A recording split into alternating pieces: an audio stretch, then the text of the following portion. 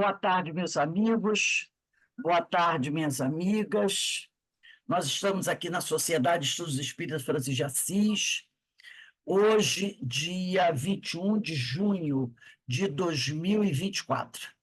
E nesse horário nós estamos iniciando o estudo dessa obra, O Livro dos Médiuns, né?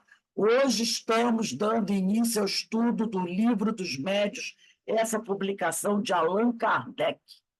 Terminamos de estudar semana passada o livro Qualidade da Prática Mediúnica e hoje nós vamos iniciar o estudo da obra de Allan Kardec. Então, antes de iniciarmos o estudo do Livro dos Médiuns, que graças a Deus, né, já estamos começando essa obra maravilhosa que todo médium precisa estudar. Então, antes de começarmos aqui, vamos fazer a nossa prece, agradecendo a Deus, agradecendo a Jesus pela oportunidade de estarmos aqui reunidos, estudando essa obra maravilhosa, esse trabalho fantástico de Allan Kardec, que com certeza vai nos ajudar no nosso trabalho dentro da mediunidade, para compreender melhor esses fenômenos. Que o Senhor nos abençoe, que o Senhor nos fortaleça. Graças a Deus. Bem, meus irmãos, antes de nós pegarmos no livro e começarmos a folheá-lo, eu trouxe aqui para a gente uma pequena introdução que eu fiz através de PPS, né, de slides, para a gente poder ter uma compreensão melhor do que nós vamos estudar. Então, eu vou compartilhar aqui com vocês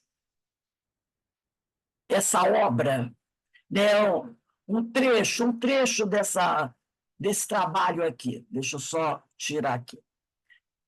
Né, para a gente fazer uma introdução do estudo de O Livro dos Médiuns, tá? Então, vamos começar aqui. Estudando o Livro dos Médiuns. Inclusive, eu pedi a vocês que fizessem o estudo com a tradução do Guilhom Ribeiro, para a gente poder ter o mesmo texto. Porque, às vezes, a pessoa tem um livro dos espíritos, um livro dos médiuns, tradução do Herculano Pires, outro pode ter o livro dos médiuns, da tradução do Evandro Melito Bezerra, e aí, às vezes, pode ficar complicado. Então, se todo mundo tiver o livro dos espíritos com a mesma tradução, com o mesmo tradutor, fica mais fácil, né, a gente compreender, porque se os tradutores forem diferentes, o texto pode ficar um pouco difícil de ser entendido. Mas não tem problema, né? O meu é tradução do Guilhom Ribeiro, como está aqui nesse livrinho aqui da capa. Mas vamos à nossa introdução aqui. Estudando o Livro dos Médiuns.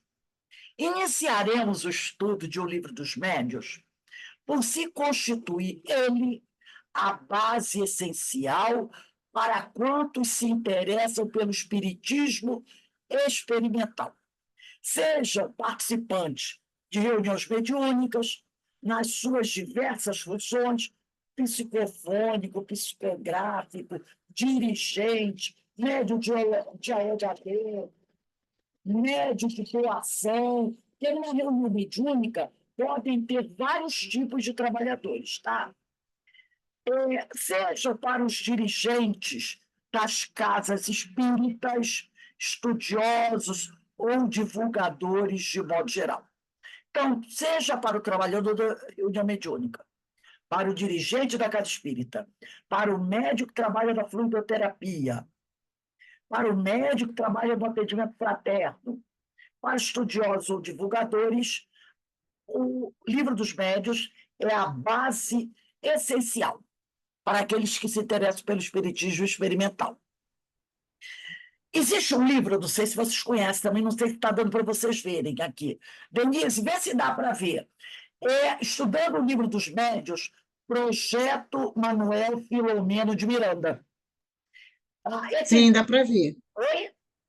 Dá para ver, sim. esse livro aqui é muito interessante, é do projeto da Nossa Lorena de Miranda. E ele estuda o livro dos médiuns, é da editora Leal. Nesse livro, a equipe do projeto diz o seguinte: A capa do livro não dá para ver, não. depois eu boto a foto dele. Ela Tá. só deu para vocês verem o quê? O nome? O título, só o nome. Tá, deixa eu ver aqui. Tá. Depois eu coloco lá para vocês. Então, olha o que a equipe do projeto diz aqui. O codificador reúne o conhecimento paranormal da humanidade até sua época. Isso é muito interessante e é bom de lembrar. O Livro dos Médiuns foi publicado em 1861. Então, o que Allan Kardec vai trazer para a gente é o conhecimento da paranormalidade que existia até 1861. Muitas pessoas, às vezes, dizem, poxa, Kardec podia ter ido mais a fundo em certas coisas. Não, ele não podia, porque o que ele trouxe foi o que ele conhecia através das pesquisas que fez até 1861, explicando, né, esse conhecimento da paranormalidade à luz da doutrina espírita, para dele, né, extrair desse conhecimento da paranormalidade, extrair deduções morais úteis ao progresso e indispensáveis ao preparo de experimentadores e estudiosos. Os primeiros, para que obtenham, no caso, né, dos Experimentador. experimentadores, para que esses experimentadores obtenham êxito em suas atividades. E os outros, que são os estudiosos, a fim de que possam entender todos os fatos. Tá?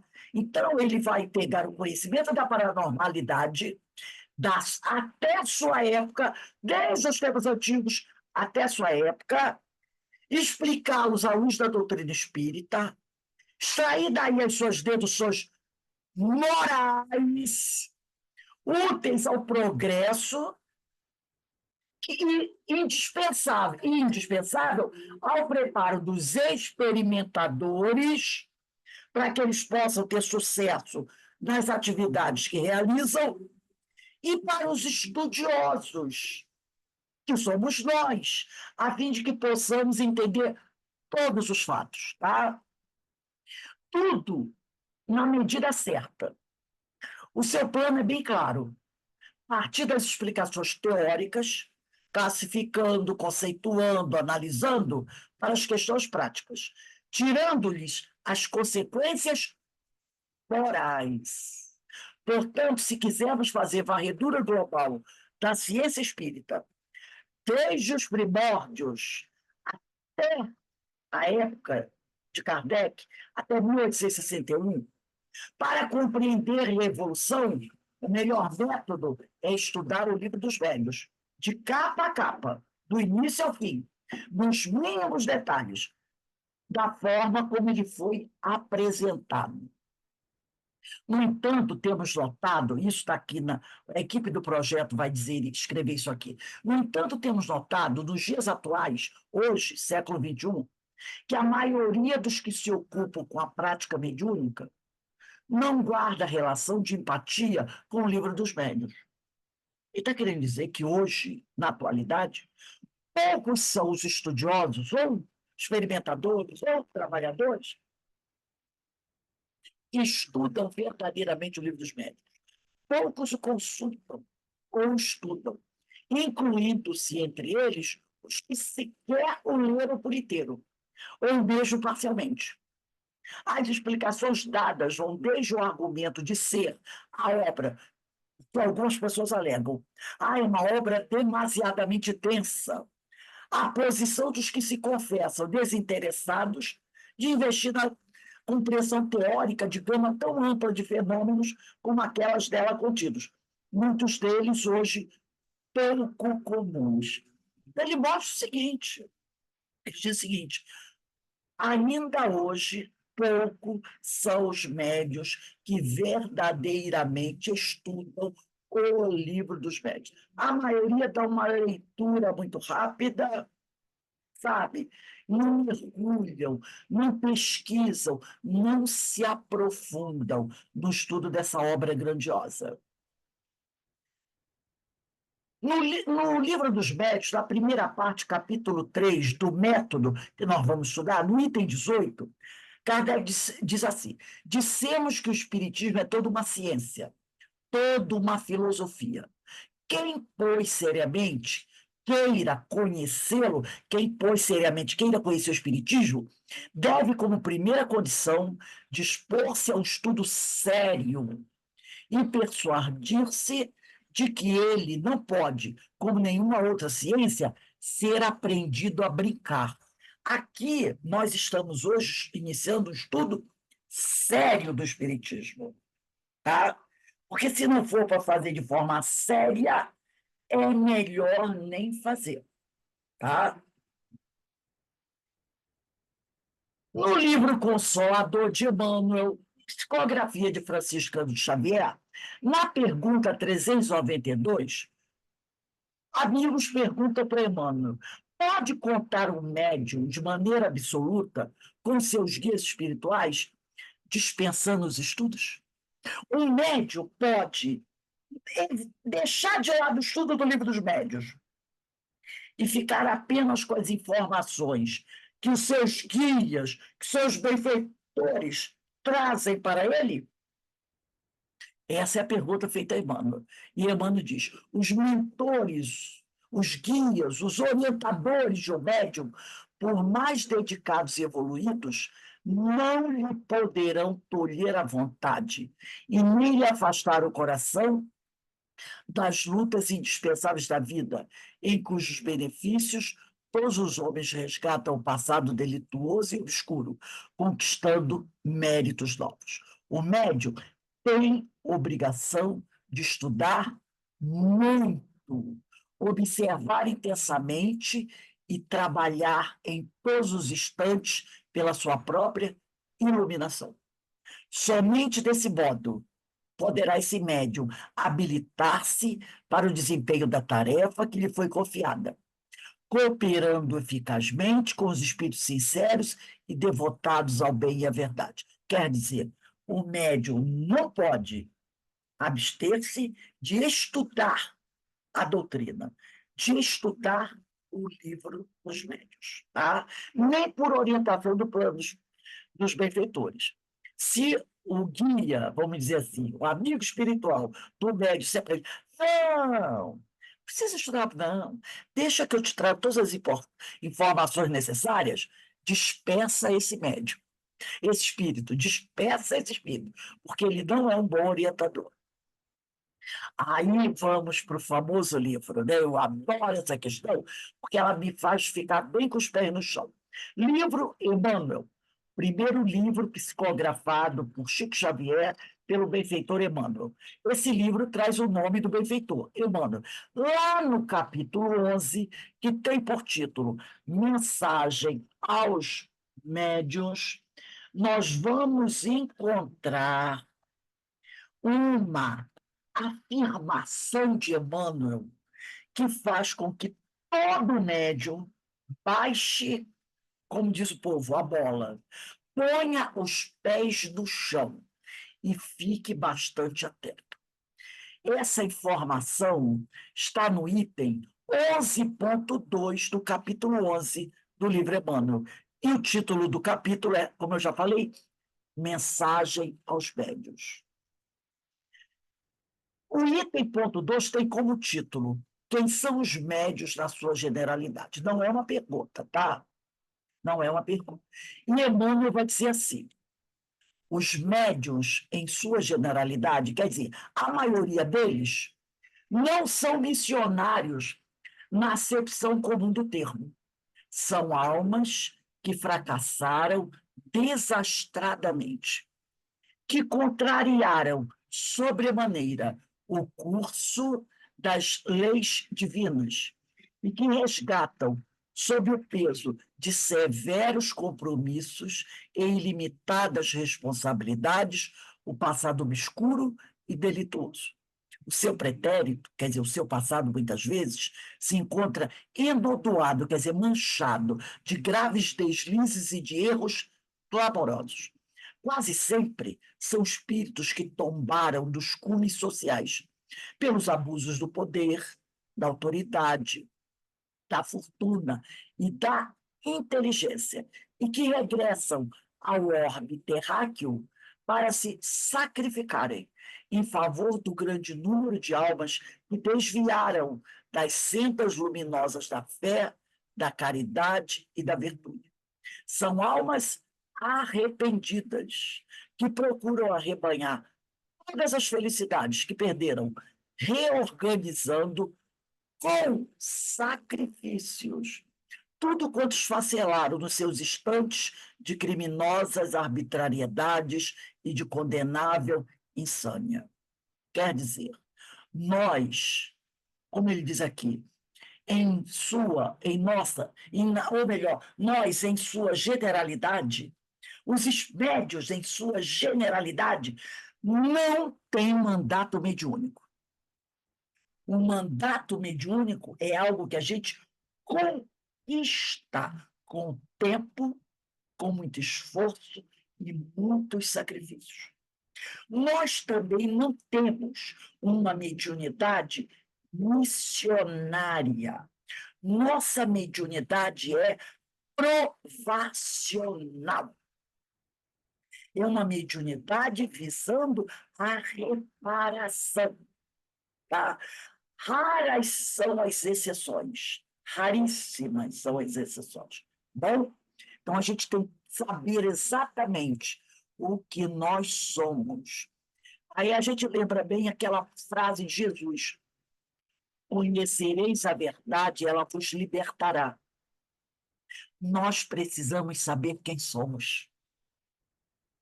Precisamos saber a verdade sobre nós mesmos. Aí estaremos libertos. Libertos. Porque sabendo quem eu sou, eu sei o que eu preciso fazer. Quando eu me iludo, eu me prejudico.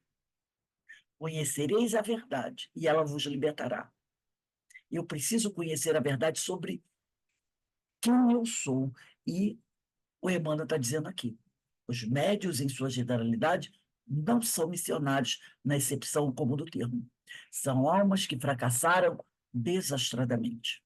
São almas arrependidas que procuram arrebanhar todas as felicidades que perderam, reorganizando com sacrifícios tudo que esfacelaram os seus instantes de criminosas arbitrariedades e de condenável insânia. Esses somos nós. Allan Kardec foi peremptório ao afirmar que o estudo da teoria era necessário, a fim de propiciar entendimento adequado do que se experimenta. Ele afirmou ainda que o estudo de O Livro dos Espíritos, que nós estudamos aqui às segundas-feiras, às 16 horas, como embasamento, deveria anteceder o de O Livro dos Médios, sem o que boa parte das instruções práticas ficaria sem compreensão adequada. Então, o ideal é que a pessoa, ao estudar o Livro dos Médios, já tenha estudado o Livro dos Espíritos ou esteja estudando o Livro dos Espíritos paralelo ao estudo do Livro dos Médios. Bom, então, gente, isso aqui foi uma introdução que eu quis trazer para a gente sobre o livro dos Médios, tá? Para a gente poder se localizar bem. E principalmente naquele item ali, né, do capítulo 11 de Emmanuel, onde para tirar todas as nossas ilusões. Médium, no planeta Terra, não é um ser especial. Tá? Pezinho no chão, como disse Jesus, conheça a verdade, que ela vos libertará. Conheça a sua verdade, para a gente poder, né, não cometer erro, não se achar o que não se é. Bem, vamos começar aqui o nosso estudo de O Livro dos Médiuns agora? Vamos pegar o nosso livro? Lá na abertura do Livro dos Médiuns, diz assim: Allan Kardec, Espiritismo Experimental, Guia dos Médiuns e dos Evocadores, Ensino Especial dos Espíritos sobre a teoria de todos os gêneros de manifestações, os meios de comunicação com o mundo invisível, o desenvolvimento da mediunidade, as dificuldades e os tropeços que se podem encontrar na prática do espiritismo, constituindo o segmento de O Livro dos Espíritos. Tá? Então, é um ensino que vai nos ajudar a compreender todos os gêneros de manifestações, como esse intercâmbio se processa com o mundo invisível, como é que a mediunidade vai se desenvolver, as dificuldades, os obstáculos que podemos encontrar na prática do espiritismo. Então, o Livro dos Médiuns vem nos esclarecer sobre todas essas coisas, tá? Então, vamos lá, vamos prosseguir. Aí você vai ter aqui uma nota da editora, que no caso aqui é a Federação Espírita Brasileira, que diz assim: a tradução desta obra devemos ao saudoso presidente da Federação Espírita Brasileira. O meu é o tradutor, doutor Guilherme Ribeiro, engenheiro civil, poliglota e vernaculista.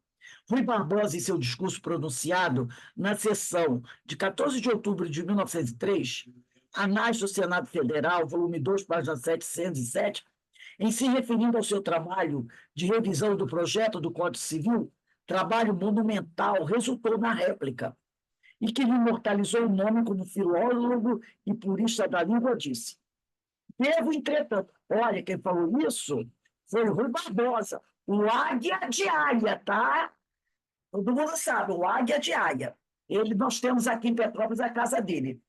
Devo, entretanto, senhor presidente, desempenhar-me de um dever de consciência, registrar e agradecer da tribuna do Senado a colaboração preciosa do senhor doutor Guilherme Ribeiro, que me acompanhou nesse trabalho com a maior inteligência, não limitando os seus serviços à parte material do comum dos revisores, mas muitas vezes suprindo até as desatenções e negligências minhas.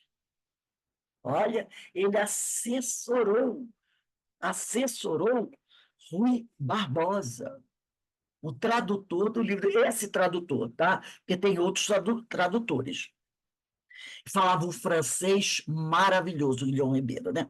Como vemos, Guilherme Ribeiro recebeu aos 28 anos de idade o maior prêmio, o maior elogio a que poderia aspirar um escritor. E a Federação Espírita Brasileira, 20 anos depois, consagrou-lhe o nome, aprovando unanimemente as suas impecáveis traduções de Kardec.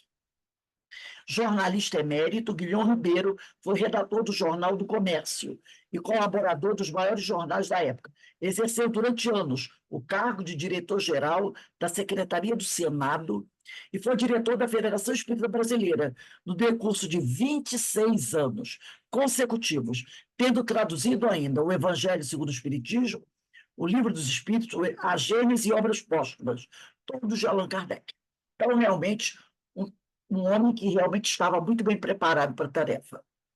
Introdução. Aí começa Kardec aqui, né? Ele começa a trazer essas informações.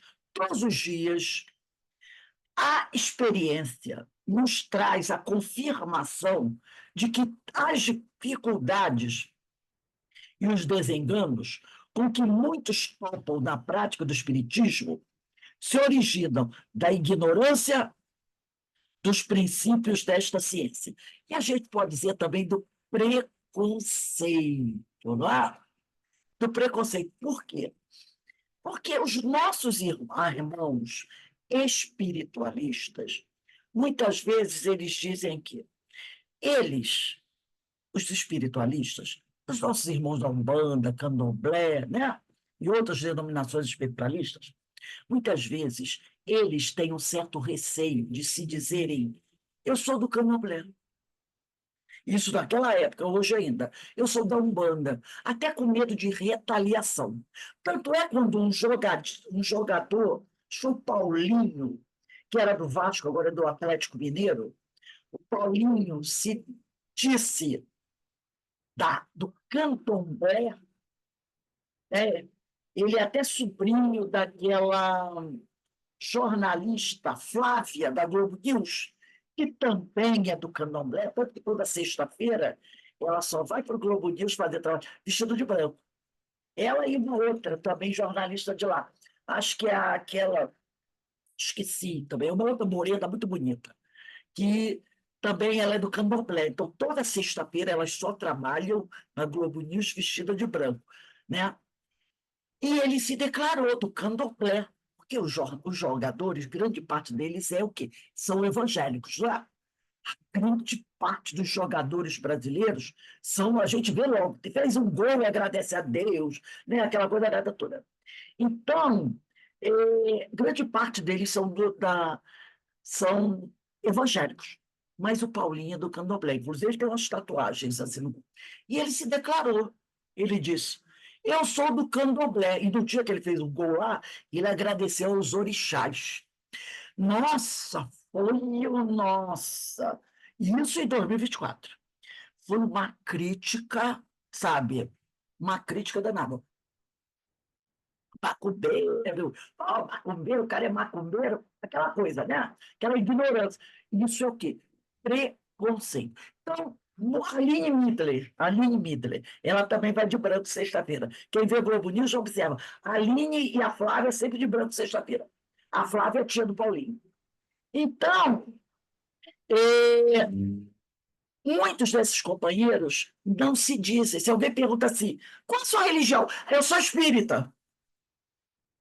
Eu sou espírita. Então, muitos deles se dizem espíritas, mas nós sabemos que eles não são espíritas, eles são espiritualistas. Por quê? Porque espírita apenas é aquele que estuda a doutrina codificada por Allan Kardec. Todos somos espiritualistas, porque espiritualista é aquele que acredita que a vida continua. Tá? Que o espírito continua. Agora, como ele continua, vai depender eh, da religião. Então, algumas religiões dizem que ele vai dormir, ele chega no plano espiritual e ele vai dormir, vai ficar lá dormindo até chegar o dia do juízo final, quando ele vai, né, prestar contas. Outros dizem que ele vai para o céu, vai ficar lá no céu tocando harpa. E os espíritas dizem que a vida continua normalmente.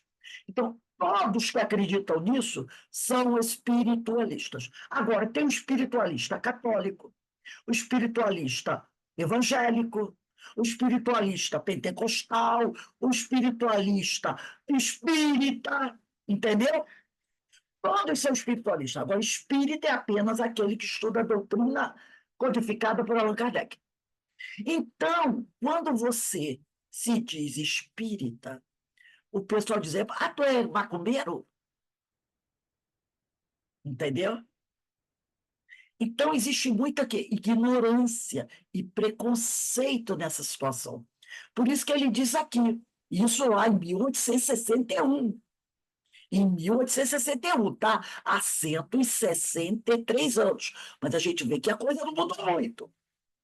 A coisa não mudou muito. São 163 anos da publicação desse livro até hoje. Por isso ele diz: todos os dias, a experiência nos traz a confirmação de que as dificuldades e os desenganos com que muitos topam na prática do espiritismo se originam da ignorância, desconhecimento dos princípios desta ciência.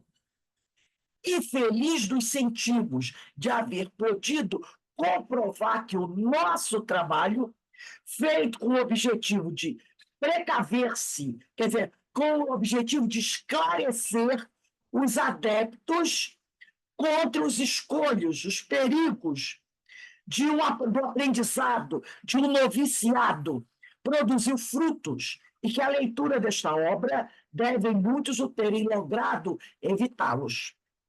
Natural é que entre os que se ocupam com o espiritismo, o desejo de poder impor-se em comunicação com os espíritos, né?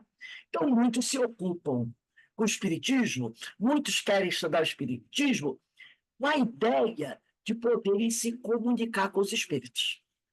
Então, muita gente quer estudar, eu quero estudar porque eu quero saber como é que é esse negócio de falar com os espíritos, né?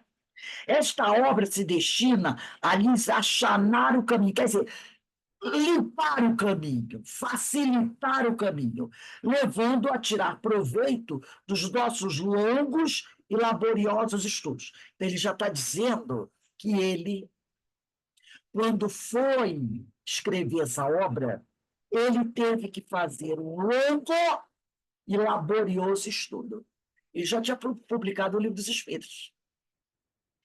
Porquanto muita falsa ideia formaria aquele que pensasse bastar para se considerar perito desta matéria, saber colocar os dedos sobre uma mesa, a fim de fazê-la mover-se ou segurar um lápis a fim de escrever. Então, ele diz que quem pensa que, porque promove um fenômeno qualquer, tá? Já se considera perito sobre o espiritismo, está muito enganado. Está muito enganado. Enganar-se igualmente quem supusesse encontrar nesta obra uma receita universal,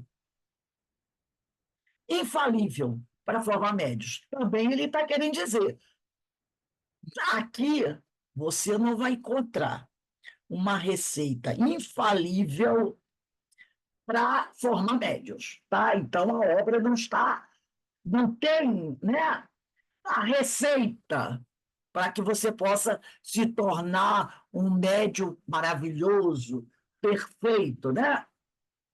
Então, se bem cada um traga em si o germe das qualidades necessárias para se tornar médium, tais qualidades existem em graus muito diferentes, e o seu desenvolvimento depende de causas que a ninguém é dado conseguir se verifiquem à vontade. Então, as causas para você se tornar médium não estão lá por aí à vontade, não. As regras da poesia, da pintura e da música não fazem que se tornem poetas, pintores ou músicos, os que não têm o gênio de alguma dessas artes. Não é porque você vai para uma academia estudar artes, estudar música, que você vai se tornar um bom músico, ou um bom poeta. Você tem que ter o quê? O talento, né? O talento para isso. Apenas guiam os que as cultivam no emprego de suas faculdades naturais. Então, é uma orientação para aquele que tem esse dom, vai ajudá-lo na sua caminhada. O mesmo sucede com o nosso trabalho, diz Kardec. Seu objetivo consiste em indicar os meios de desenvolvimento da faculdade mediúnica, tanto quanto permitam as disposições de cada um.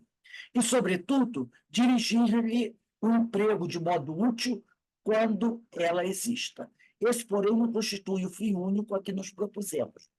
De par com os médios propriamente ditos, olha ele aí voltando à questão 159 de O Livro dos Médios. Aqueles que são médios mesmo, que têm essa mediunidade ostensiva, que são verdadeiros intermediários do plano espiritual, há a crescer diariamente uma multidão de pessoas que se ocupam com as manifestações espíritas, guiá-las nas suas observações, assinalar-lhes os obstáculos que podem e onde necessariamente encontrar, lidando com uma nova ordem de coisas, iniciá-las da maneira de confabularem, conversarem com os espíritos, indicar-lhes os meios de conseguirem boas comunicações. Tal círculo que temos de abranger sob pena de fazermos trabalho incompleto. Ninguém, pois, se surpreenda de encontrar neles instruções que, à primeira vista, pareçam descabidas.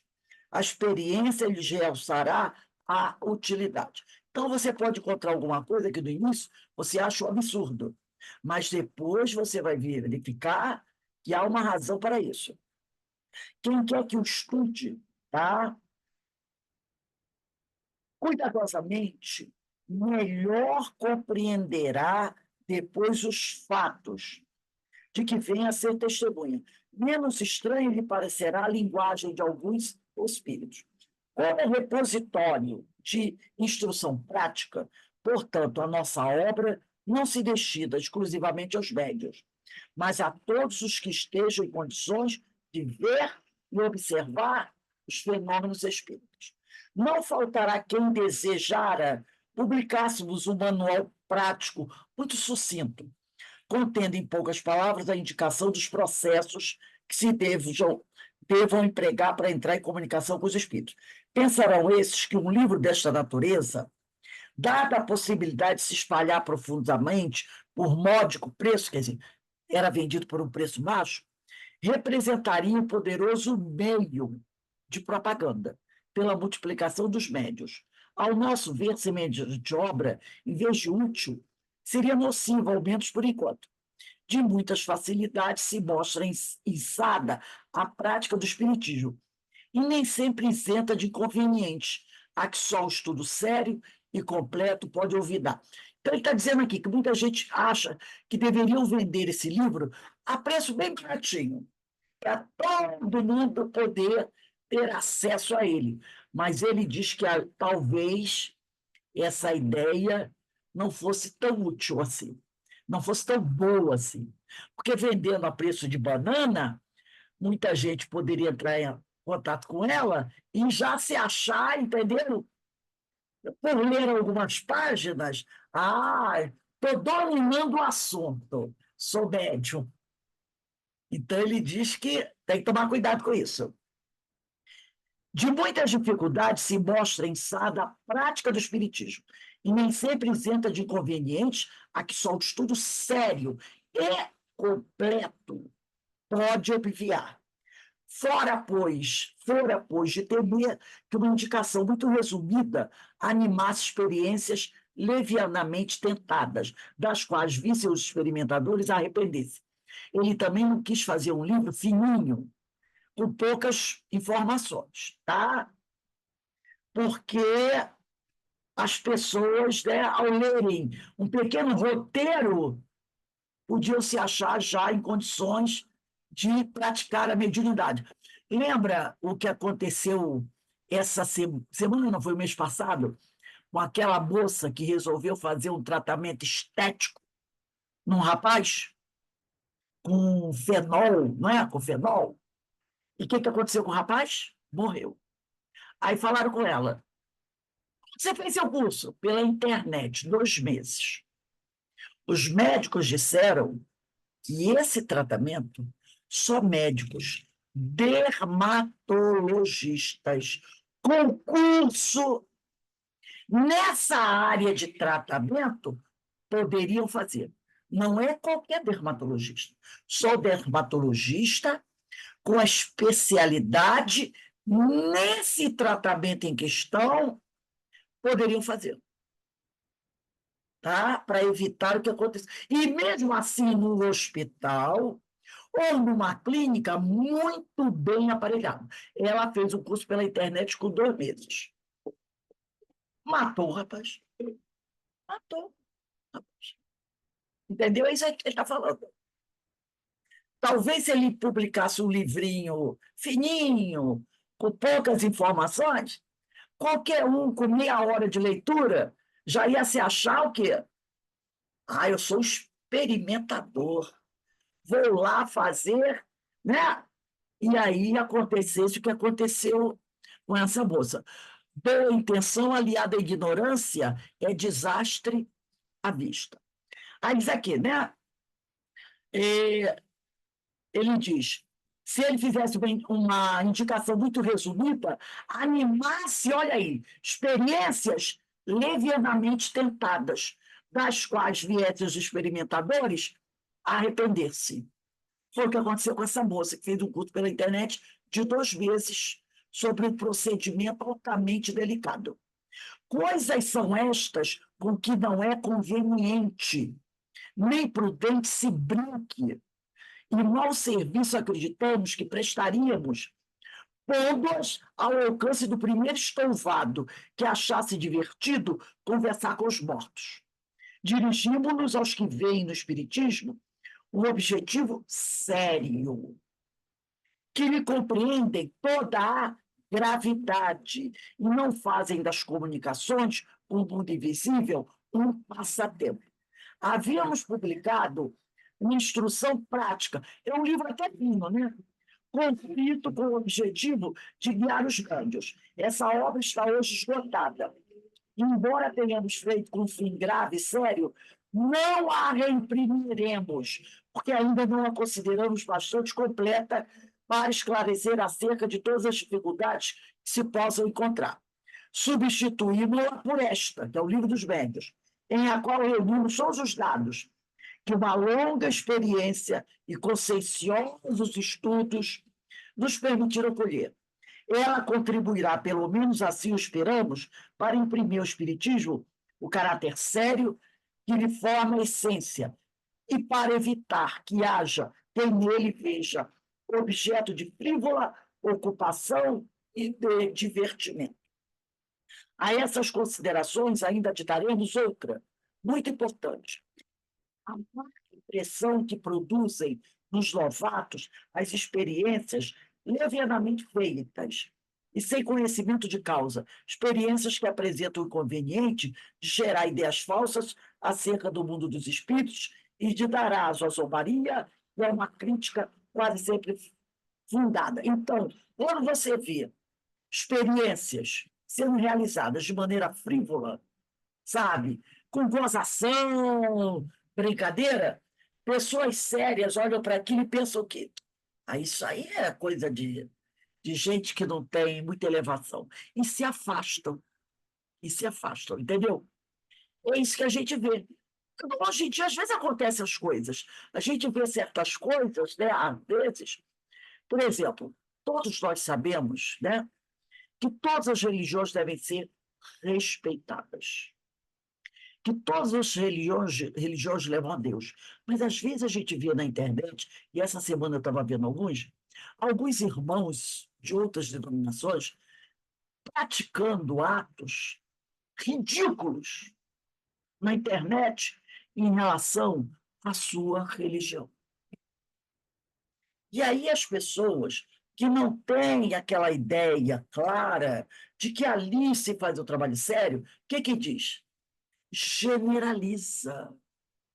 Então, eu vi coisas, semana estava mostrando, né? Estava vendo uns vídeos que mandaram para mim, coisas tão ridículas, tem hora que eu nem quero ver mais. Sabe? Líderes religiosos, né?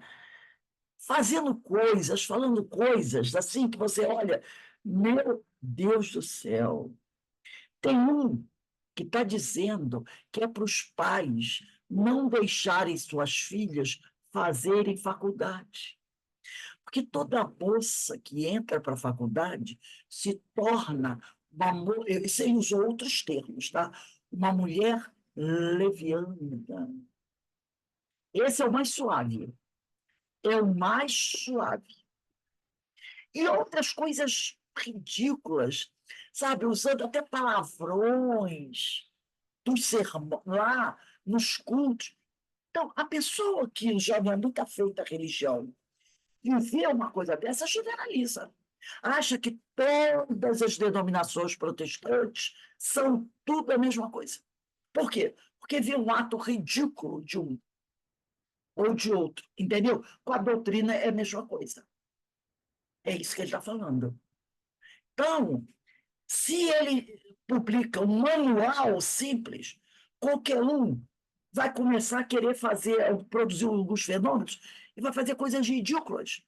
E aí é o que ele diz aqui, vai afastar as pessoas, sérias, porque essas pessoas vão generalizar, vão acreditar que espiritismo é isso mesmo. E a gente sabe que não é. E aqui ele diz aqui, a essas considerações ainda aditaremos outra, muito importante.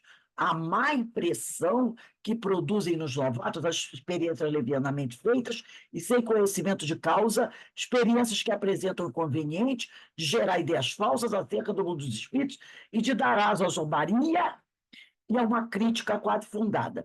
De tais reuniões, os incrédulos raramente saem convertidos e dispostos a reconhecer que no Espiritismo haja alguma coisa de sério para a opinião errônea de grande número de pessoas, muito mais do que se pensa tem contribuído a ignorância e a leviandade de vários médios. Porque, infelizmente, a gente sabe que tem muitos médios levianos.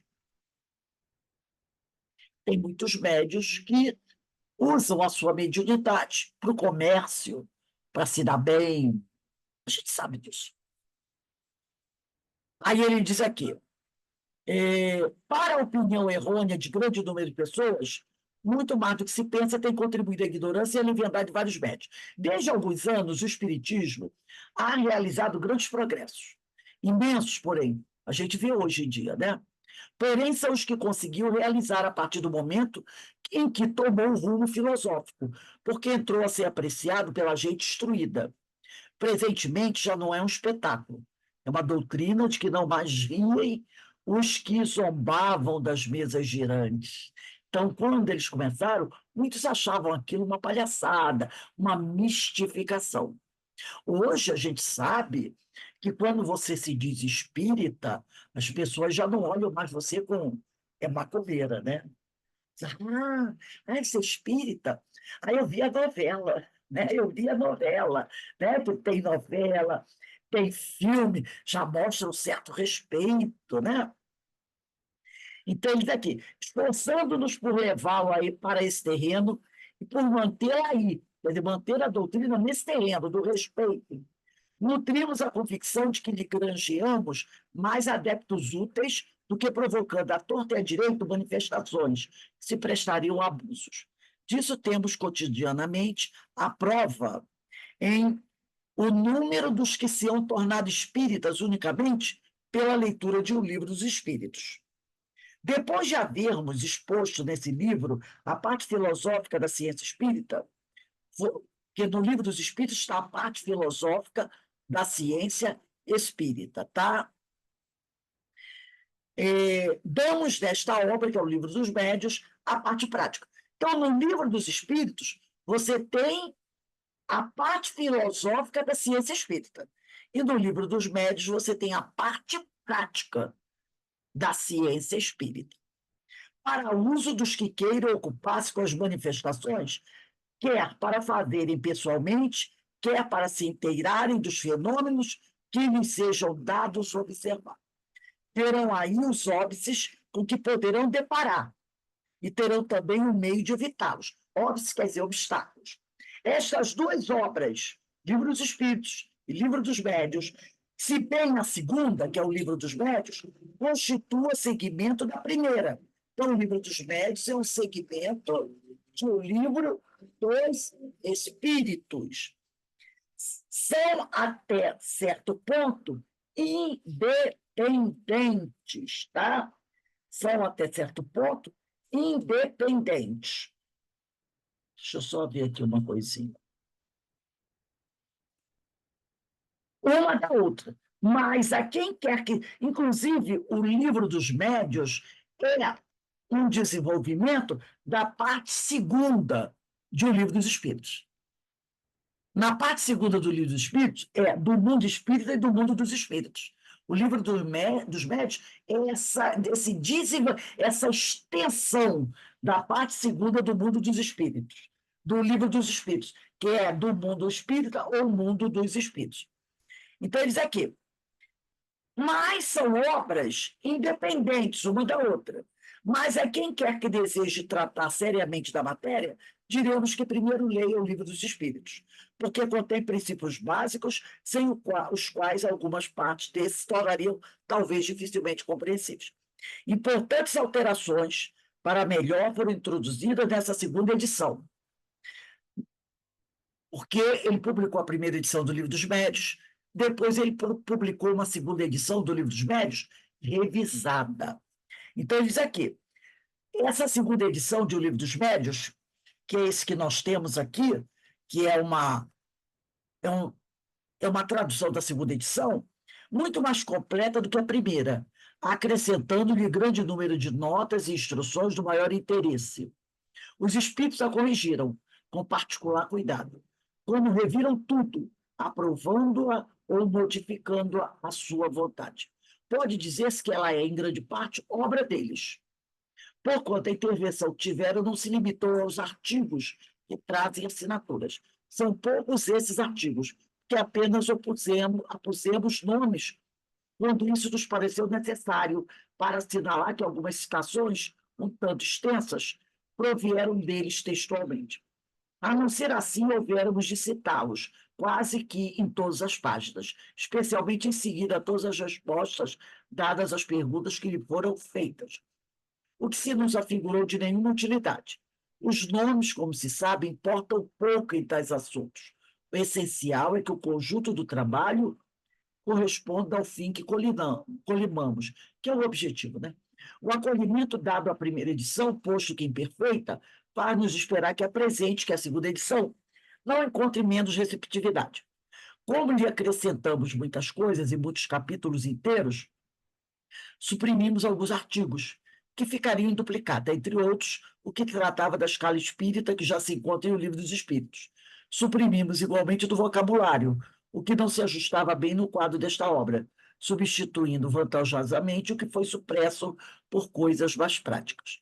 Esse vocabulário, além do mais, não estava completo, e tencionamos publicá-lo mais tarde, separado, sob o formato de um pequeno dicionário de filosofia espírita, o que não teve tempo de fazer, né? Conservamos nesta edição apenas as palavras novas ou especiais, pertinentes aos assuntos de que nos ocupamos. Então, Kardec aqui, ele vai fazer uma introdução, né? Ele vai trazer para a gente uma introdução do que é essa obra e do objetivo dessa obra. Aquele livro que eu falei para vocês, esse aqui, ó. Agora dá para ver, não dá? Estudando o Livro dos Médios, da equipe do projeto Manuel Filomeno de Miranda. Está aqui, ó. E, aqui, ó. Deixa eu ver aqui, ó. Projeto Manuel Filomeno de Miranda, estudando o Livro dos Médios. Aqui nessa obra, na página 17, a equipe vai dizer o seguinte, que essa primeira parte que nós vamos começar a estudar agora, a primeira parte do Livro dos Médios é uma apologia do espiritismo, composta de 4 capítulos. Então, essa primeira parte só tem 4 capítulos, tá? Intitulado Espíritos, é uma pergunta. Então, esse primeiro capítulo da primeira parte, que só tem 4 capítulos, tem por título Há Espíritos. Allan Kardec assevera que a dúvida concernente à existência dos espíritos tem como causa original a ignorância acerca de sua verdadeira natureza. Com base neste fato e tomando como ponto de partida a existência, a sobrevivência e a individualidade da alma, princípios universalmente aceitos pelo Espiritismo. O codificador desvela seu objetivo neste capítulo, que é demonstrar. Então, o objetivo desse primeiro capítulo é demonstrar filosoficamente a comunicabilidade dos espíritos, princípio novo que tem no Espiritismo sua demonstração positiva. Esse é o objetivo desse capítulo. Demonstrar filosoficamente a comunicabilidade dos espíritos, princípio novo que tem no Espiritismo sua demonstração positiva. Então, ele vai começar aqui dizendo assim, no item 1, capítulo 1, primeira parte, item 1. A dúvida no que concerne à existência dos espíritos tem como causa principal a ignorância acerca da verdadeira natureza dos espíritos. Geralmente são figurados como seres à parte na criação, e de cuja existência não está demonstrada a necessidade. Muitas pessoas, mais ou menos, como as que só conhecem a história pelos romances, apenas os conhecem através dos contos fantásticos com que foram acalentadas em criança. Então, a gente acredita o seguinte, quando você fala em espírito, muita gente só conhece a história dos fantasmas, né? Dos fantasmas. Quando você fala, o fantasma, dos filmes, e nem sempre, né? Traz a coisa verdadeiramente como ela é.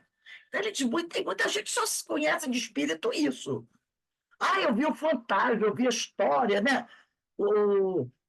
Aquela história de Amityville, terror e Amityville, né? Que o pessoal morreu e ficou lá na casa, a bruxa de Blair, e aí. É o que muita gente só conhece isso. E acha que é tudo fantasia da cabeça de gente maluca. Aí ele diz aqui, sem indagarem, quer dizer, sem perguntarem se tais contos, despojados dos acessórios ridículos, encerram algum fundo de verdade, essas pessoas unicamente se impressionam com o lado absurdo que eles revelam. Sem tirar, né? Ele diz aqui, poxa, vi um filme sobre terror, tem muito filme sobre a Casa Mal-Assombrada. Será que se eu tirar os ridículos, os acessórios desse filme, tem algum fundo de verdade nisso? Será que isso pode acontecer? Tirando todos aqueles acessórios. Aí ele diz aqui, sem se darem ao trabalho de tirar a casca amarga para achar amêndoa, rejeitam todo, como fazem relativamente à religião. Os que, chocados por certos abusos, tudo englobam numa só condenação. Lembra o Exorcista? Foi o Exorcista? Muita gente, isso é ridículo, aquela coisa arada toda. A gente para, a ideia é exorcismo. A pessoa está possuída pelo demônio, né? Aí tem a história que esse demônio que pegou a garota é um demônio que veio lá da Babilônia, né? Que a história veio lá da Babilônia. O padre, que era um arqueólogo, foi mexer nas ruínas lá da Babilônia, e aí acordou um demônio daqueles, né? Lá da Babilônia e da Mesopotâmia, e esse demônio veio perseguindo o padre e acabou entrando na garota para atrair o padre, que era o exorcista, e daí tem um grande combate, aquela coisa arada toda. Tirando todo aquele acessório do demônio lá da Babilônia, da Mesopotâmia, do padre exorcista, vamos ao ponto crucial. É possível uma pessoa sofrer um processo de possessão? Tira tudo e verifica. Na história do filme, se a gente for analisar, ela estava o quê? Passando por um processo de possessão. É isso que ele está dizendo. Será que, se a gente tirar toda a fantasia, toda a Mesopotâmia, Babilônia, padre, água benta, exorcismo, e focar no que aconteceu com a personagem, aquilo é plausível? A possessão? É isso que ele já falou. Né? Então, o que as pessoas fazem? Elas não fazem isso. Elas negam tudo. Isso é uma palhaçada. Isso não pode existir. Isso é uma palhaçada. Demônio veio lá da Babilônia, atrás do padre, e vai pegar a garota. Então, consideram tudo uma grande palhaçada, negam tudo, sem parar para observar isso com mais atenção. Aí ele diz aqui, né, englobam tudo numa condenação. Seja qual for a ideia que dos espíritos se faça, a crença neles necessariamente se funda na existência de um princípio inteligente fora da matéria. Essa crença é incompatível com a negação absoluta desse princípio. Tomamos, conseguintemente, por partida a existência, a sobrevivência e a individualidade da alma. Existência, sobrevivência e individualidade, que tem no Espiritismo a sua demonstração teórica e dogmática. E no Espiritismo, não, desculpe, ele diz aqui, vou voltar. Pelo menos conseguintemente, ponto de partida, a existência, a sobrevivência e a individualidade da alma, existência, sobrevivência e individualidade, que tem no espiritualismo a sua demonstração teórica e dogmática. Eu falei com vocês, todas as religiões, católica, protestantes, né, são espiritualistas. Todas elas acreditam no espírito. Ou o espírito vai dormir depois que morre, ou vai virar anjo, ou vai para o inferno, vai virar diabo. Eles acreditam, tá? E no espiritismo, a demonstração positiva, que o espiritismo mostra que essa alma sobrevive à destruição do corpo. Abstraiamos por um momento das manifestações propriamente ditas e, raciocinando por indução, vejamos a que consequências chegaremos. Desde que se admite a existência da alma e a sua individualidade após a morte, forçoso também se admita, primeiro, que a sua natureza difere da do corpo, claro. Então, isso você tem que aceitar, que o corpo dessa alma é diferente do meu corpo, porque ele não tem mais o corpo físico. Então, o corpo dele, dessa alma, é diferente do nosso corpo, porque nós estamos encarnados. Esse é o primeiro ponto.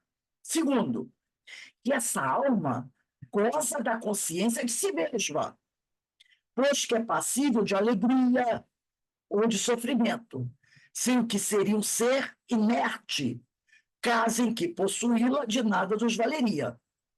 Inclusive, a prova da sua individualidade é que, às vezes, elas vêm atrás da gente, não é? Buscando vingança. Por quê? Porque nós os prejudicamos algum dia. Isso é prova de individualidade. Ela chega e diz para você: você fez isso comigo. Então, eu estou atrás de você porque ainda está doendo em mim o que você fez. Se individualizou. Se individualizou. Admitido isso, tem-se que admitir que essa alma vai para alguma parte, lógico, que vem a ser feito dela. E para onde vai? Ora, se ela morreu, se o corpo morreu, essa individualidade existe. Pensa, ama, odeia, deseja se vingar, ou quer fazer alguma coisa boa para ajudar as pessoas, aonde que ela fica? Tem que ficar em algum lugar. Segundo a crença vulgar, vai para o céu, ou para o inferno, se for mal. Mas onde fica o céu e o inferno? Dizia-se outrora que o céu era em cima e o inferno embaixo. Porém, o que são o alto e o baixo do universo? Uma vez que se conhece a esfericidade da Terra, o movimento dos astros, movimento que faz com que o que em dado instante está no alto esteja 12 horas depois embaixo, e o infinito do espaço, através do qual o olhar penetra, indo a distâncias consideráveis.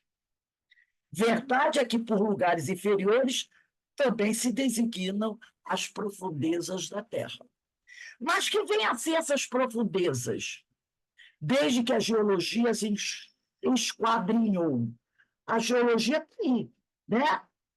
Já prova até o centro do planeta, onde tem o magma, não é?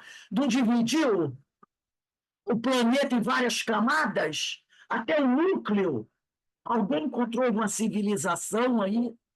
Algum espírito queimando lá do inferno? Não. Né?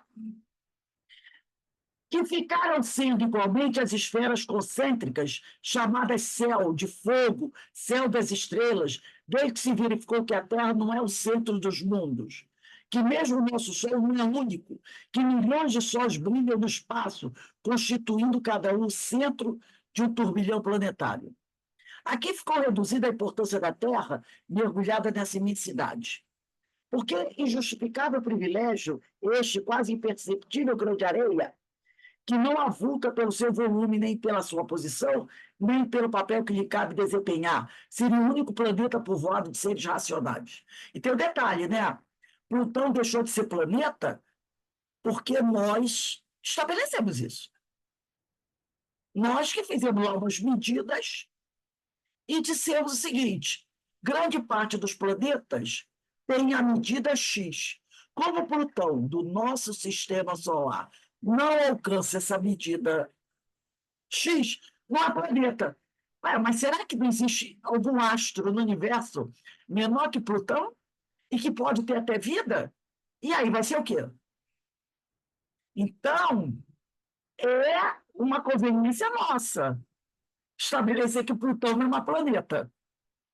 Né? Porque aonde está escrito que ele é um planeta? Que nós determinamos. Mas será que não existe no universo um outro astro menor que Plutão? E que pode ter vida? E é o que ele diz aqui, né? Será que é racional a gente acreditar que no universo inteiro, e olha que não é coisa pouca, só existe um planeta habitado? Será que é racional isso? Né? Será que nós podemos realmente ter essa certeza que não existe nenhum outro planeta que tenha gente? É meio difícil, né? Olha a gente, bilhões e bilhões e bilhões e bilhões de galáxias, né? E não tem nenhumazinha mais habitada, só nós. Ah, que poder, hein? Não podendo a doutrina da localização das almas harmonizar-se com os dados da ciência, outra doutrina mais lógica lhes assina por domínio, não um lugar determinado circunscrito, mas espaço de diversão. Porque, se você parar para pensar nisso, né? Bilhões e bilhões de galáxias do universo. Só o nosso planeta habitado. É uma coisa, né, que para um. Ah, mas aí eu tenho a prova disso. Qual? Nenhum deles se comunicou com a gente. Esse é a. Nenhum deles se comunicou com a gente. Quer dizer, nenhum deles chegou aqui que a gente saiba, né? Que a gente saiba. Mas quantos já podem ter passado por aqui sem nos permitir o vê-los? Hoje, a nossa, vamos dizer assim, indústria armamentista já não faz aviões que ficam quase imperceptíveis aos radares. Nós já temos esse tipo, né, de nave. Nós já temos. Será que um ser de uma raça mais evoluída não pode se tornar invisível aos nossos olhos e aos nossos radares? Estarem passando por aí, só de vez em quando alguém esquece de ligar o véu da invisibilidade, alguém vê, e eu vi passar uma estrela, uma coisa aqui, aí o cara desliga lá. Às vezes, uma sociedade tão evoluída, que não quer, vamos dizer assim, interferir na nossa sociedade. Eles podem ser tão evoluídos e nos achar ainda altamente primitivos em relação ao avanço tecnológico e moral deles. Dizer assim, ó, nós estamos apenas observando, sem querer interferir. Será que isso não existe? Nesse universo todo de meu Deus? Não é? Então, ele diz aqui, Contra a doutrina formam elas, né, um mundo invisível no qual vivemos imersos, que nos cerca e acotovela incessantemente. Haverá nisso alguma impossibilidade? Alguma coisa que repugne a razão?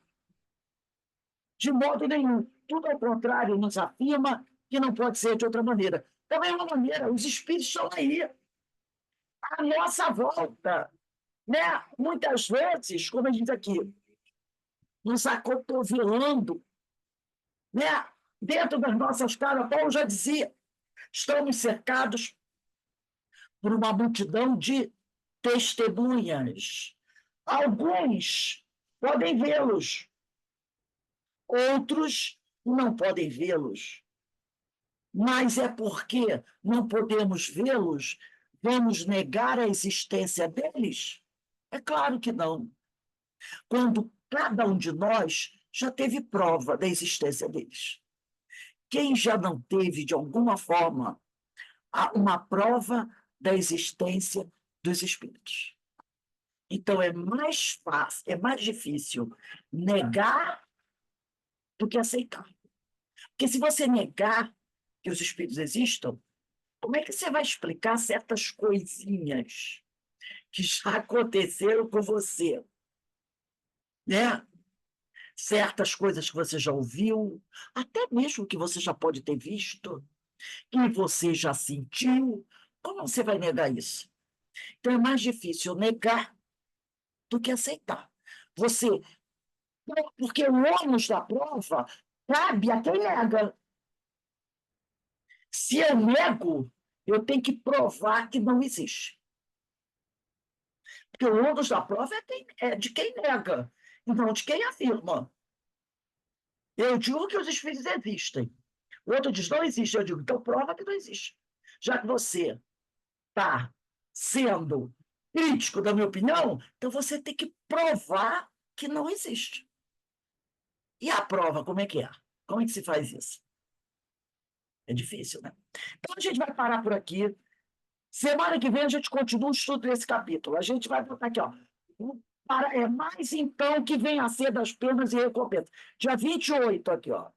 Dia 28/6 a gente continua nesse capítulo.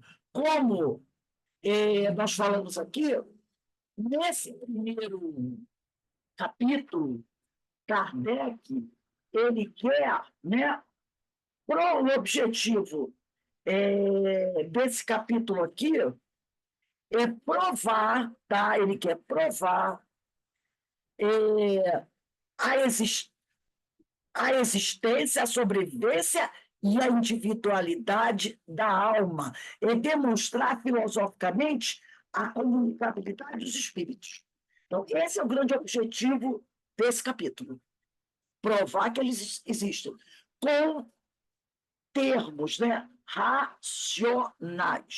Não adianta dizer, eu não acredito. Tá, por quê? Você tem provas disso? Né? Então, é interessante, porque a gente tem que. Eu me lembrei do William, né?